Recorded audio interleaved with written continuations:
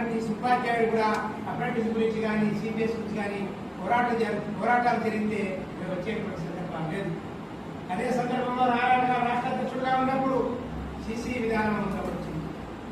CC విధానంలోకి వచ్చిన తర్వాత నాన్నగారు ఒకే ఒక మాట చెప్పారు, సిసి విధానంలో ఏముంది, మరి దాన్ని క్షుణ్ణంగా పరిశీలిస్తే ఏముందని చెప్పి నాన్నగారు ప్రభుత్వానికి నివేదిక ఇచ్చినప్పుడు సిసి విధానంలో విద్యార్థులకు పాఠాలు చెప్పేది లేదు, విద్యార్థులకు ఎవరైతే పాఠాలు చెప్తాడో వాడే పరీక్ష రాయాలి ఉంది దాంట్లో క్లియర్గా.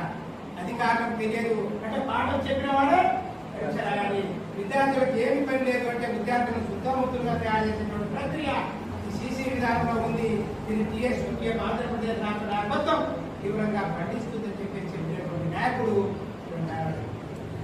మరి ఇటువంటి సందర్భంలో అనేక పోరాటాలు చేసి అనేక ఫలాలు మనం అనుభవిస్తున్నటువంటి క్రమంలో కూడా ఈరోజు నాకు బాగా తెలిసిన నాన్న గారు మన పక్కనే ఉన్నటువంటి విజయవాడలో కూడా పీజీ హెడ్ మాస్టర్గా వచ్చినప్పుడు నాన్నగారు పీజీ హెడ్ మాస్టర్ నాన్నగారు వస్తున్నట్టు ఉపాధ్యాయులు తెరపడి నాన్నగారు ఉపాధ్యాయులు ఏం లేరు, కాకపోతే 9 గంటలకు ఫస్ట్ బెల్ అవుతుందంటే 8:50కి అక్కడ ఉంటాడు.